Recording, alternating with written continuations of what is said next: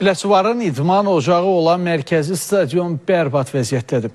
Mərkəzi stadionun bərbad vəziyyətə düşməsi sözün əsl mənasında futbolçuların əl qolunu bağlayıb. Stadionda vəziyyət o qədər acınacaqlıdır ki, hər an çöhmə təhlükəsi də var.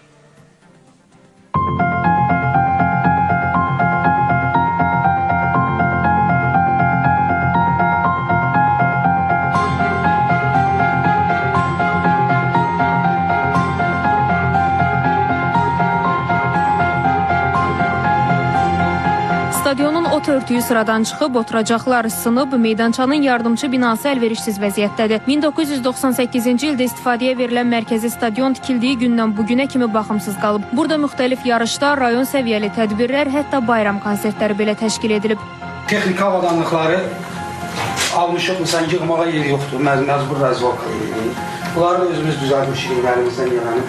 Rayon sakini Biləsuvar Futbol Klubunun təsisçisi Zəfər Kazımov şəraitsiz vəziyyətdə də mümkün qədər stadionun imkanlarından istifadə etməyə çalışdığını deyir. Lakin çox zaman stadionun hazırki vəziyyəti səbəbindən məğlubiyyət qərarı ilə razılaşmalı olduğunu deyir. Ən böyük problem bizim geyinib soyunma otağının istismara yararlı olmamasıdır. Azarkeşlərin oturduğu skamyalar təhlükəli vəziyyətdədir.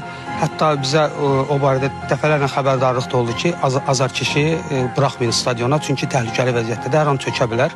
İstər texniki təminatımızı müəllimimiz öz cibindən qarşılayır. 2 ildir ki, var olmağa çalışırıq. Stadionun vəziyyəti özümüz, mən şəxsən bir neçə kollektiv uşaqlarla xətlənməyi olsun, müəllim əhəng pulu hər bir şeyini alır verir.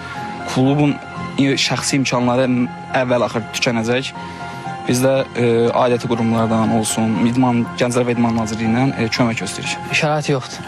Yəni çıxırıq, yuyunmaq üçün yeri yoxdur. Stadionu komandalar gəlir, yəni qarşılaya bilmirik. Bərbad vəziyyətdədir. Stadionun ümumi belə vəziyyəti çox bərbad gündədir. Azarkeşlərin otduğu yerlər də çox bərbaddır. Çox gülünc vəziyyətdə də belə deyim. Stadionun hazırki vəziyyəti ilə bağlı Biləsuvar rayon icra hakimiyyətinin Biləsuvar şəhər inzibati ərazi dairəsi üzrə nümayəndəliyindən şifahi olaraq bildirildi ki, sözügedən problemdən onlar da xəbərdardır və stadionun əsaslı təmiri növbəti ilin layihə planına salınıb. Yaqub Mehdioğlu, Vüqar Qaliboğlu, Fidan Səfər, Spois xəbər, Biləsuvar.